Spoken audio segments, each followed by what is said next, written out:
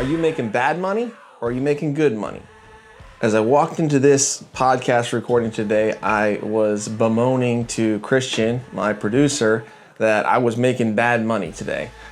I'm making money by flipping a house, right? I bought a house 3 weeks ago and we had to renovate it, paint it, recarpet it, et cetera, et cetera. We're gonna put it on the market and hopefully make 70, 80,000 bucks on this house. That's the goal. And so you might think, well, wow, that's good money, right? You're gonna put up a little bit of capital, work a few weeks, make some money. That's good money. But I can categorize that as bad money. Now, I'm not going to say you should never earn bad money. We all got to put food on the table. But the biggest difference between bad money and good money is bad money is fast and good money is slow. That's why 95 to 99% of us chase bad money. The problem with bad money is it's fast. It's hard to catch it. And you have to constantly chase it and keep on catching it. So let's talk about what makes bad money bad. Let's talk about what makes good money good. Let's talk about some of the drivers that can earn bad money, the place for bad money, and the key to it all is how do I translate bad money into good? Okay, so bad money. Number one, it's active, right? It's actively earned income. This is something that you got to go out there and you got to kill it and you got to eat it. You got to go out there and either make the sale or perform the work. When I was a contractor, that's all I did. I would go out there, bid on the next job, get the next job, perform the work, and as soon as that job was done, I had to go out and find a new job. I know a lot of realtors. My father was a realtor for many, many years. Same sort of thing. They got to go out and identify a client, list their home, get the home sold, they make their commission, and as soon as that's done, they got to go out and find the next one, right? And so that is active income. I'm going to put that under bad money. Number two, scales with more effort. So if you want to scale it, it's going to be more effort. In the construction example, you got to hire in more employees. You got to spend more on marketing. You got to do more jobs, juggle more subs, deal with more people, on and on and on. Same with being a realtor. Now you got to build out a team. Same with flipping houses. Now you got to find more opportunities and market to more people and renovate more houses and on and on and on. The more you scale, it scales 1 to 1. So if you want double the output, you have to put in double the effort.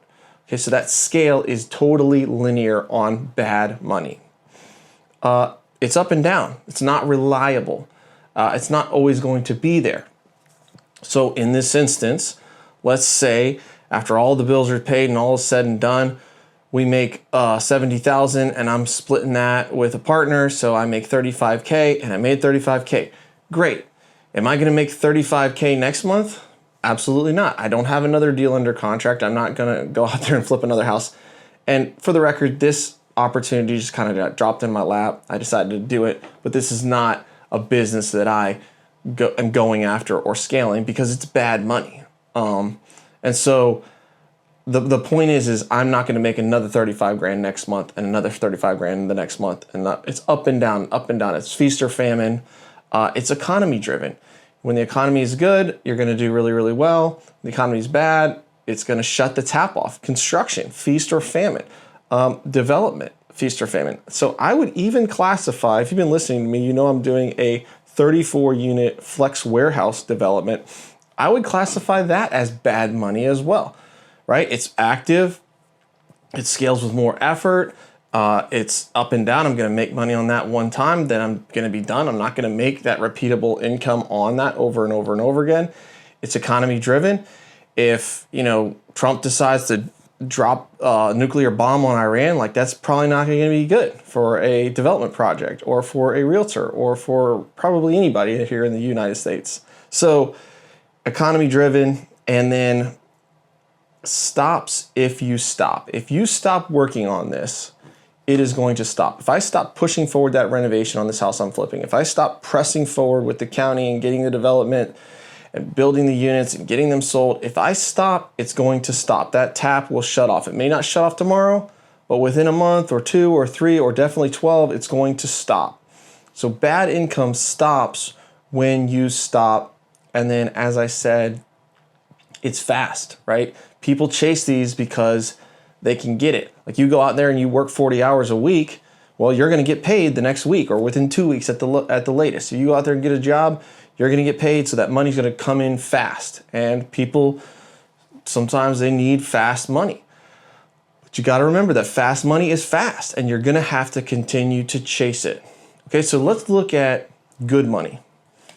Good money is passive. Now, I know there's nothing that's truly passive, and I'm not out here trying to say that there is such thing as totally passive income, because you still have to watch over your investments. You still have to keep an eye on the ball, make adjustments, et cetera, et cetera. But you know what I'm talking about. If you have, let's just say you had $4 million in investments and you were making 5% a year off that, that's $200,000 a year. You're not having to go out there and flip 10 houses to make $200,000. You're just making that fairly passively compared to flipping houses. If you have a rental property that is paying $2,000 a month and your bills are $1,500, you're making $500 a month, fairly passively that person is paying their rent. Now, every once in a while, something's going to crop up. You're going to have to evict somebody. You're going to have to turn the unit. I'm not saying it's no work, but it's more passive than getting out there and working 40 hours a week for it. Second thing is it's durable. I mean, the more durable that good money is, the better. You think about a Starbucks triple net lease, people pay 4 or 5% cap rate for those because it's very, very durable income. You think about an apartment complex. If it's well managed and it's in good condition, it's probably going to rent. You know, it's probably pretty durable that people are going to want to live there and pay their rent, and you're going to make an income stream off of that. Same with, if you have a commercial property, that dental office that I own in James Island, pretty durable income. It's backed by a dentist who's very successful, who's also backed by private equity. They need the office. They want the office. If they don't pay, their whole world's going to be upended. So they're going to pay that rent, and it's a pretty durable source of income. Easy to scale. And as you scale, and even good money, as you scale good money, it becomes more complex. You think about Warren Buffett, when he's trying to make a trade, he's trying to place $100 million or he's trying to place $10 billion. Like, it's not so easy for him to place that as it is to place $100,000 into investment. But it doesn't scale linearly one-to-one. So, for example, when I bought a second rental home, well, now I have 2 to deal with, and the scale there is a little bit harder, versus if I buy another apartment complex that's 40 units, well, I've scaled my portfolio by 40 units, and I haven't really increased my workload by 40x. I've maybe increased my workload by 2x, but I've increased the output by 40x. I think about our debt fund. As I've raised capital for that debt fund, we've surpassed my goal. We were at $2.1 million raised for the debt fund, so I'm pretty psyched about that. But I had a guy who put in $100,000. Then I had another guy who put in $300,000. It wasn't 3 times harder to get him to come into the debt fund. It wasn't 3 times as hard to put up his paperwork. And yet I get paid 3 times as much because it's 3 times the money, and he's earning 3 times as much. And so that's what I'm talking about. The scale is not linear. Now, I do have another client that I've taken on. I've got to pay attention to him. I've got to make sure that he's happy. I've got to communicate with him, make sure he has his tax returns and all the stuff that goes along with that. But if he puts another 100,000 in, another 100,000 in, et cetera, it's not scaling my workload up in the same magnitude as it would be going from working 40 hours a week to working 80 hours a week. So easier to scale. Good money is easier to scale. It earns and it works even when you're not working. So going back to commercial real estate or lending money is another good example. We're going to get into some more examples of what is good money versus what is bad money. But if I make a loan, right, I've made a loan now on a piece of land, and that loan earns interest. It earns interest on the weekends. It earns interest on the 4th of July. It earns interest on Christmas. It earns interest when I'm in the Florida Keys. It earns interest at night. It's always earning. Same thing with an apartment. When they move in there, The rent is due every single day. Every single day that they're there, they owe, whatever that is, $30 a day times 30 days, $900 a month. So every day I'm earning $30 of revenue on that apartment unit just by owning it and having somebody live there. And it's earning even if I am on vacation or I'm sick or I have a health problem or I'm sleeping or I'm with my kids. It's always earning. Good money works even if you don't. Stable and repeatable, we talked about that. Durable, grows with ease over time. So one of the things that was the most disappointing about building the construction company was it never really got easier. As we got bigger, it got harder. Then, as sales would drop off, we're scraping and scrambling to make more sales so that we can keep our staff on. And at the end of the day, the business wasn't really very valuable because I was the linchpin of it. I was the guy keeping all the balls in the air. And so when I went to sell that, I had to owner finance it. I couldn't really get attractive terms from the buyer. I had to wait for my money, and I got very little for the company in the grand scheme of things and what people can sell businesses for. Versus if you buy a commercial asset or you invest money into the stock market or into a debt fund or something like that, it is growing over time. You're paying that mortgage down. Appreciation is working for you. Rents are going up. Inflation is going up. And just over time, it's worth way more. I mean, when you've heard the story, think of the 70-year-old guy that lives in your town and there's a building there and like, oh my gosh, he bought that prime real estate 40 years ago for $100,000. Now it's worth $3 million. I can't believe it. That's crazy, right? But it happens all the time because over time, real estate, given a long enough time horizon, just increases and increases and increases in value. Same with the stock market so far. Most companies, if they're a solid company, they continue to grow over time and that it just gets more and more and more valuable. And going to the commercial real estate example, it also becomes easier. Like you think about, once you've owned an asset for 5 years, is that easier to make that thing cash flow than in year 1? Absolutely. What about in year 10, year 15, year 25? Now your mortgage balance is either paid off or so low. Rents, when you bought it, were $1,200 a month, and now rents are $2,400 a month. Some of your expenses have increased as well, but not to the degree. And this is where when we buy multifamily, sometimes that's like a little bit run down. Sometimes they have low occupancy, they're charging super low rents. And the reason they're doing that is because it doesn't matter. They owe so little on it, their expenses are so low. They're still making money because it's easy to own that asset and they've had it for so long that the rents are just, when they bought it, rents were $300 a unit and now they're $1,200 a unit and they're only charging $1,000 and they don't care. They're laughing their way to the bank because they made the numbers pencil at $300 a month rents and they held it.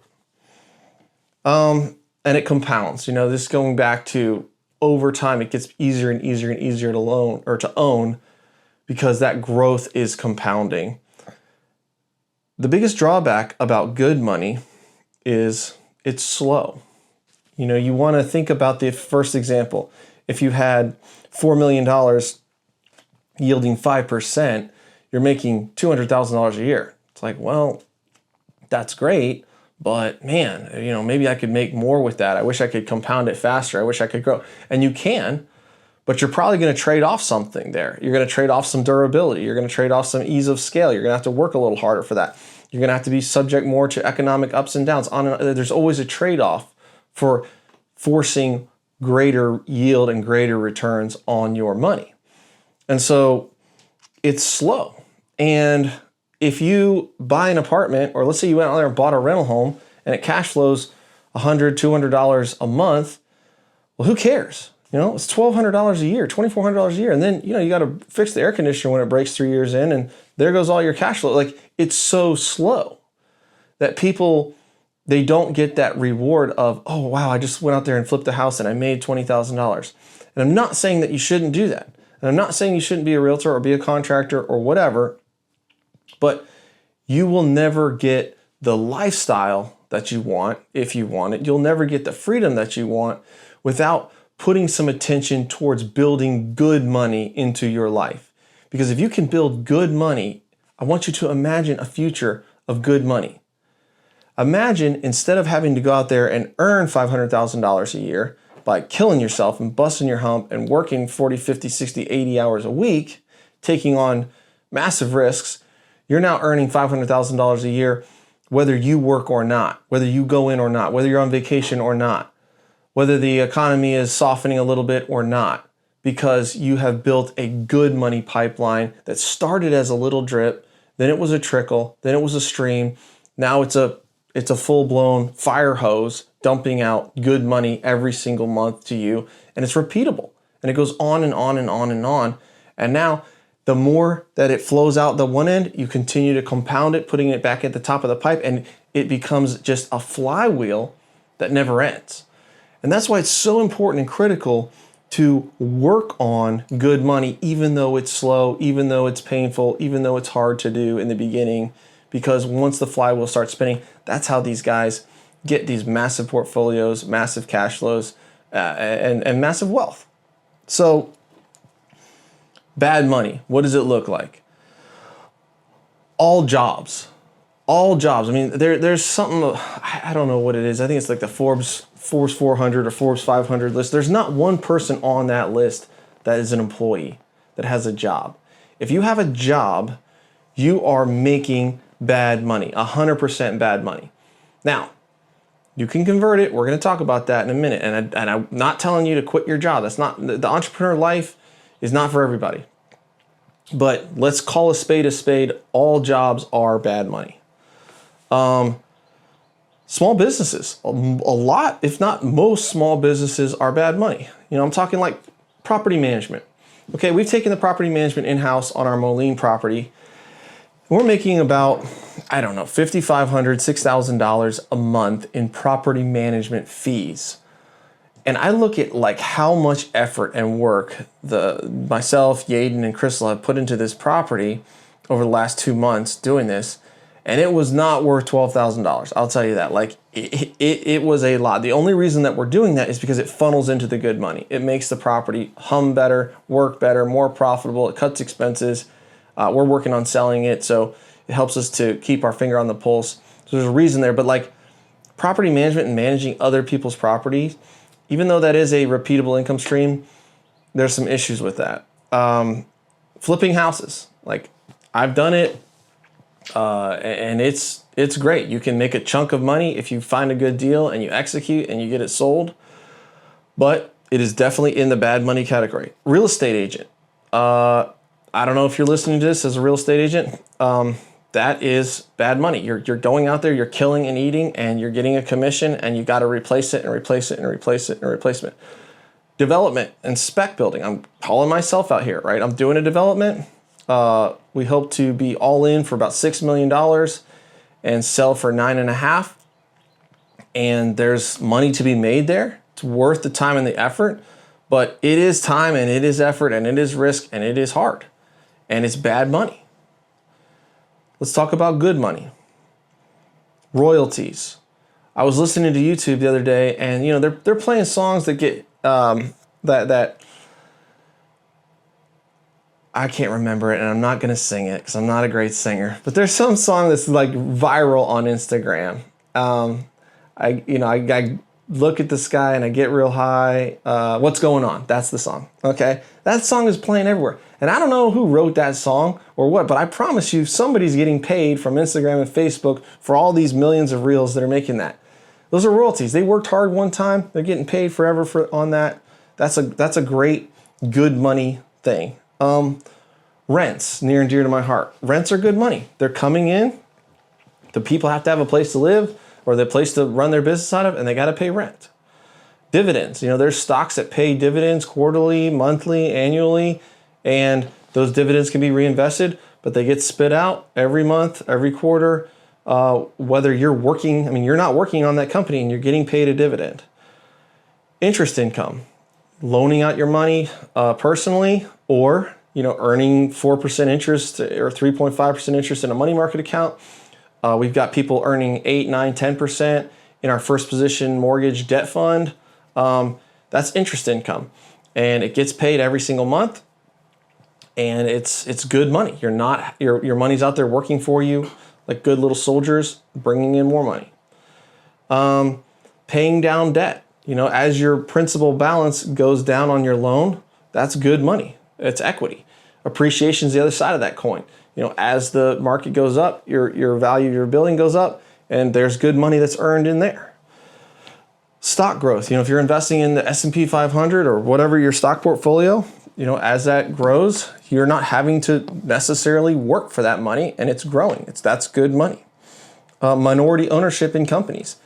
If you identify a company that you want to invest in, but you're not having to physically run that company, you're just a stakeholder, you're an investor in that company.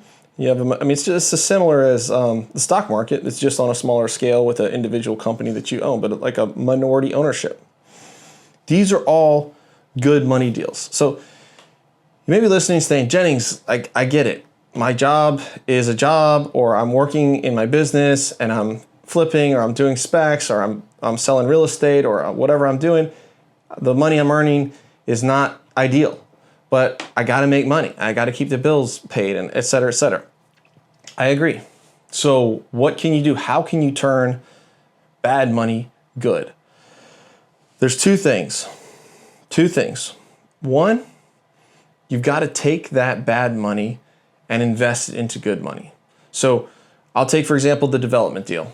Let's say I net some money on that deal and I make a chunk of money. That's the plan. That's the hope.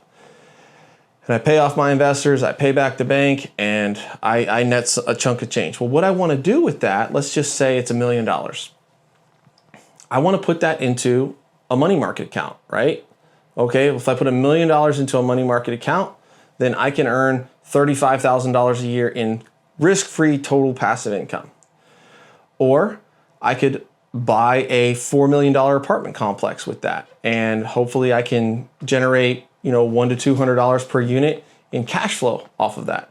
And I can make, I'd probably be making $60,000, $70,000 in free cash flow off of that, plus paying down debt, plus getting appreciation, plus getting tax advantages. So that's another thing I could do with that money. Another thing I could do, I could put it into the debt fund. I could put it into my debt fund, which once I break the $1 million threshold is going to earn 10%. So now I'm making $100,000 that I can either take as a distribution, or I can compound it, and then the next year I'm making 10% on 1.1 million. Then I'm making 10% on 1.21 million the next year. And I can let that compound and grow. That's a good money, like where I took bad money, I sweated it out, I took the risk, I did the effort, and I turned it into good money. If you can't do that, right? Like let's say you're not earning enough to make those tranches of money or chunks of money, go into a field that leads you directly into good money. Not all fields, not all businesses are created equal. So I'm thinking about this with my son. So my son is 13 years old and he's going to be 14 in June. And he's like, Dad, what should I do? What should I do for work? What do you think? I want to go into real estate. And I'm not really telling him, okay, Jennings, you need to go out there and syndicate deals and go buy an apartment complex like as an 18-year-old kid and go buy a $4 million deal and I'll sign your loan and it'll be great. I want to get him into the field where he can earn bad money, right? Where he can work, because there's no shame in working and we all need to work and we all need to generate value and income. But I want him to do it in a field that is going to give him opportunities. So let's say he wanted to be a real estate agent. Well, in that field, or if you are a real estate agent, look for opportunities, right? Look for opportunities to flip homes and make more money. Look for opportunities to pick up rental properties. Maybe integrate a property management company into your real estate business so that you understand how to manage properties and you're building that skill. Look for small multifamilies. Look for commercial buildings, et cetera, et cetera. I don't love that because I feel like most realtors, they kind of just get stuck in the transactional mode. And if they do pick up one or two rentals, it's not a super scalable model. So think about this. What about the lending side, right? What about commercial brokerage? If I could teach, or if Jennings could learn how to do commercial brokerage, okay, now he's learning how to underwrite multifamily. He's learning how these buyer groups put these deals together. He's learning how to negotiate with sellers and cold call and generate sales and building all these skills that are going to translate. And after he knows about multifamily and he's making decent commission income. Okay, now it's time to do his own deal because he's familiar with that. I've also thought about like the debt side of commercial real estate, going into smaller commercial loans. Well, if you get $1 million commercial loan, you can do a $10 million loan. You can do a $20 million loan. You can do a $50 million loan. You're also very, very familiar with the underwriting and risk analysis and how to identify these deals, where the debt comes from, where the equity comes from, and it's pushing him into buying assets, which is what I want him to be able to do with his career, if he wants to do that. But I want to push him into a field that is going to lead to good money through his own skills or his own investment. I think about my construction company, those skills led me directly into buying apartments. And you may think, well, how is that possible? Well, I'm sitting down with people. I'm selling them on building a $500,000 to $1 million custom home. I'm convincing them. I'm learning construction. I know how to turn units. I know how to do flooring and painting, and I can organize and manage subcontractors. I can talk with investors and get them to invest in my deal because I could convince people to renovate with me or build with me. I know how to hold people accountable. I've run employees and teams and on. All those skills translated directly into multifamily, and nothing was wasted there. And so my point is, if you are in a job or you're in a business and you're earning that active income, you need to be setting aside some of it for, passive. And if it's a little bit at a time, put it into the stock market, put it into a money market account, put it into something that can start earning you good income. And as that grows and gets larger, you can get into bigger assets. But if you aren't moving into a field where you can have real good money, like real sky's the limit, real scale, like commercial real estate or lending or getting involved in funds, raising capital, all those things, you're kind of just killing and eating and killing and eating, and you're going to be trapped in that cycle, on that treadmill, on that hamster wheel over and over and over and over until it's over. And we don't want that. I don't want that for you. I don't want that for myself. And so if you're in there making bad money, keep making the bad money. Go ahead. Like we got to keep the lights on and we got to earn it. And earn as much as you can. But start thinking about, in the field I'm in, how can I translate that into good money? How can I start picking up assets? How can I start putting in more into investments? How do I get more good money flowing in, which will eventually replace my bad money, and then I'll have the total freedom that I'm looking for, and I can unlock my life. All right, guys, make it a great week. Talk to you soon. Bye.